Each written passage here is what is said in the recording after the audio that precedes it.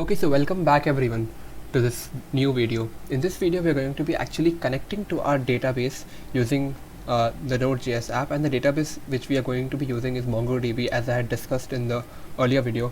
So before we get down to coding it, what we need to do is we need to actually create a cloud database and then get credentials from there. Alright, so now I want you to go to mongodb.com like this. And of course I am signing in because I already have an account, but if you don't have an account, you can just create an account from here.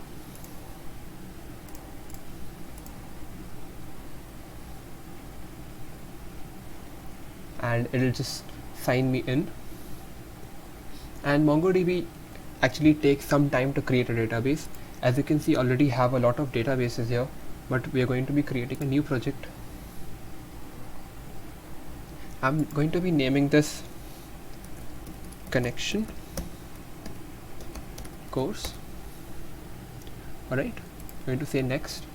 I'm the project owner. I can add a lot of people in here who can share this database with me. So when you're working in a team, in a company or something, you can do that.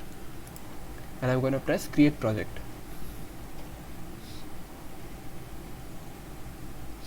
After I've created a project, so what you need to do now is you have to create a cluster where you'll actually store your data. So you click on build your cluster. There's a lot of options you can actually use to create a cluster, where you can create a shared cluster or a dedicated cluster for yourself, or a lot of things you can do with it. So shared, we'll just be creating a shared cluster as of now because that's the one which is free. You can choose your region. Well, I'm living in India, so I'm going to be using the service in Mumbai. You can also use Google Cloud, AWS or Azure. It depends on whatever you want to use. This cluster tier is M0 sandbox, and we're getting shared RAM and 512 MB storage. And I know that 512 MB is not a lot of data, but believe me, that's all you'll be needing for this course.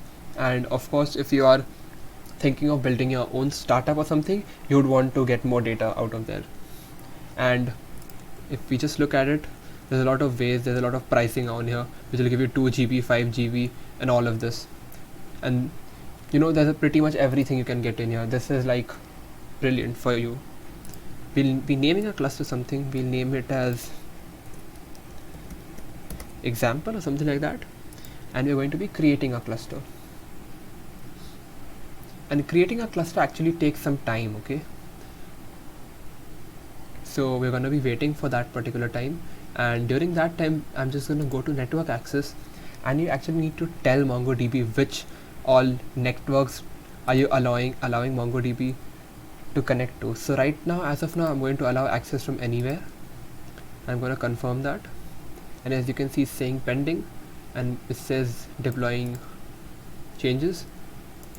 We're going to be coming to database access, and we're going to be adding a user for the database. So I'm going to name it my name Hisham. I'm going to put in a password, say example, as you can see here. Alright, and I'm the Atlas admin. And suppose you want to add someone who wants to just see the database, you don't want them to make changes, so you can do only read any database or something like that. Well, as I'm going to do Atlas admin, I'm going to add user. It says update password, I'll just ignore that. And as you can see, it's deploying the cluster here. We need to just wait for some time so that our changes have been deployed. So what we're going to do is, after this thing has been created, we're actually going to get a URL from it, and then we're going to use that URL to connect this particular database to our MongoDB and a Node.js app. So we're going to be waiting for some time.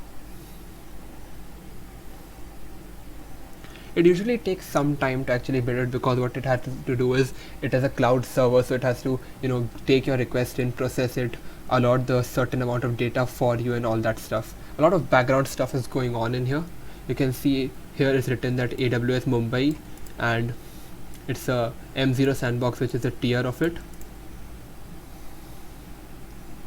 And it says, it's already saying new clusters take between 1 to 3 minutes to provision. So yeah, it takes some time to do that.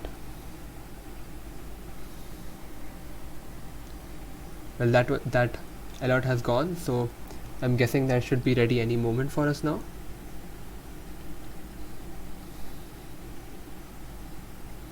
So while it deploys, I'm going to tell you about something about MongoDB Compass. Alright, so here there's this app called MongoDB Compass, which is very handy, and it is an easy way to actually check your database without actually going to your browser all the time. And we'll be using MongoDB Compass in here to connect to our database and actually, you know, check our data, and that way we won't have to come into the browser and sign in and everything again. So as you can see, it's built now. So we're going to press connect on here. It says connect with the Mongo shell. Mongo shell is why would you want to connect with the Mongo shell? I mean, you can, but we'll be connecting it with our application. And it also says here connect with MongoDB Compass. We'll be connecting with the application. So here it says connection string only, or the full driver example. We're just going to be using connection string. And here it can say select your driver or version, anything like that. Node.js, if you're using some other language, you might want to select some other language here, right here, something like that. But we'll be using Node.js. And using version 3, alright. So we're going to be copying this URL from here, and it says password here. So now, after we've copied that, you can minimize the browser. You can come to Compass here and you can paste it, and wherever it says password, you have to actually put the password of the user you had actually been using, the user we created, and I had named it example. So I'm going to put my example in there, and I'm going to do connect, and MongoDB Compass is actually going to connect to it. So now what we're going to do is we're going to create a directory, say db, something like that. We're going to cd into it, and we're going to do npm init. It's basically setting up our project. We're going to open a Visual Studio Code. We're going to create an index.js in here. We're going to package.json, and we're going to create a start script for ourselves, which is obviously very important.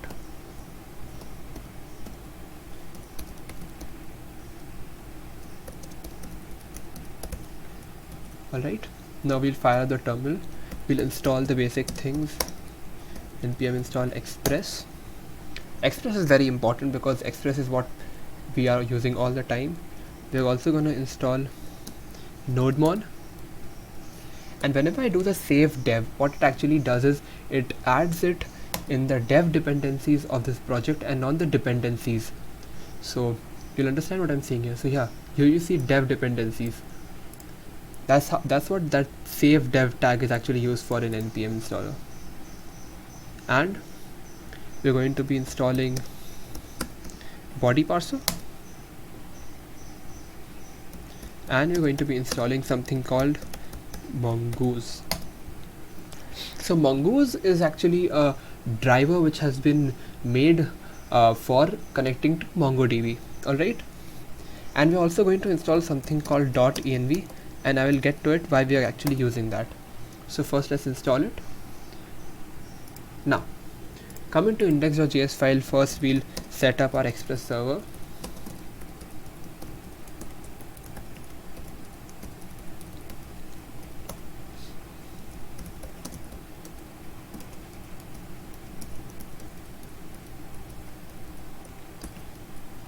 Alright, we're gonna do app.listen,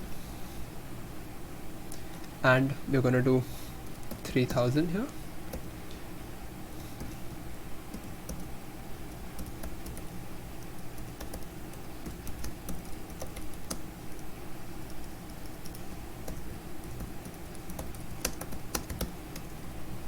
Alright, so we've set up a server here. We'll require some other packages or the middlewares which you're going to be using, such as body parser, which we've talked about in these previous videos. And if you're not able to understand what I'm talking about in here, you better go and watch the previous videos.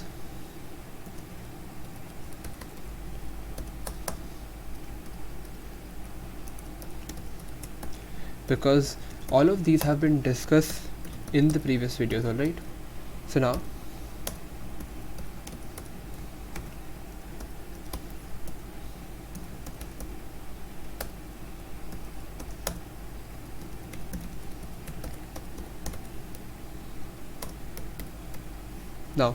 since we now added a body parser, now suppose I want to connect to the database, which is the database which we just created. So first of all, to do that I'll have to require mongoose.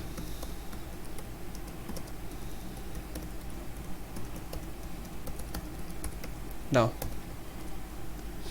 I'm going to write here mongoose dot connect.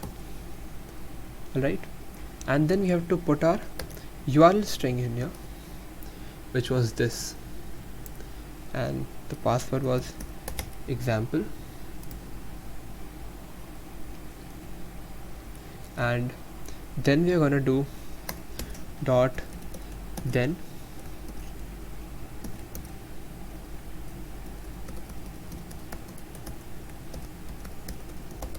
connect it to database dot catch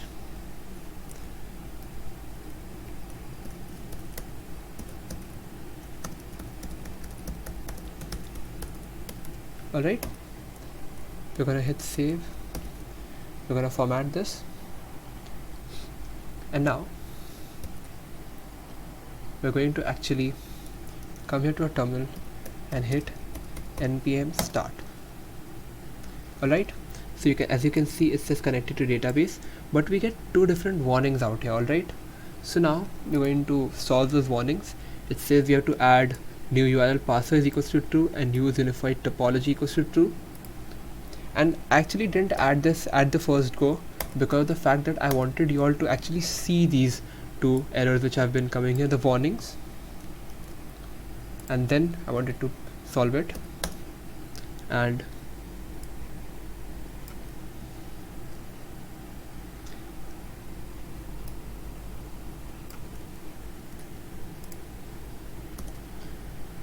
alright, we're gonna hit save and we're gonna do npm start again, and as you can see, there's no warnings anymore. Alright, it says connected to database 2 times. Well, of course it will, because in app.listen I said it connected to database. Well, we can just change this to server is running, and you can hit save. It says server is running and connected to database.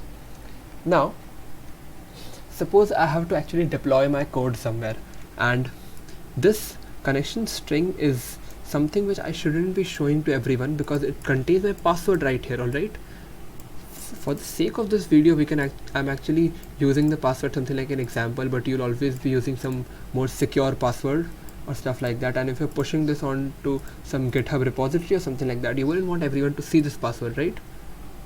And to hide this entire URL but still be able to connect to your app, we are using the .env module. So we've already installed the .env module. Now we're going to require it. So we're going to say const .env equals to require .env.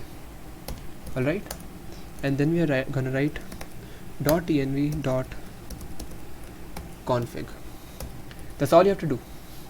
And now you have to come here and make a file called .env. Alright, and you have to come here. I'll take this from up here. We're gonna say something like db, something like database URL equals to, and then we're gonna paste this here. And since it's an environment variable file, you don't have to give those quotes on here. Alright, also I'll tell you something. It's a good idea to actually not use the port right here by hard coding it, but actually putting it in the env file. So we're also going to write, so we're going to remove this from here, and we're going to write port here, and I'm going to write 3000. Alright, so now since we've configured the env file, now how do you use this database URL port in here? So what you have to write in here is process dot env dot database underscore URL. Alright, just as you written here, and you have to write here process dot env dot port. Right, now we're gonna fire up the terminal and do an npm start again, and it says server is up and running and connected to database. So now we successfully established a connection between our Node.js app and the database. In the coming videos, I'll be showing you how you can make entries to the database and how you can retrieve entries to that database and how you can actually change all of that. So that's it for this video, and I'll see you in the next video.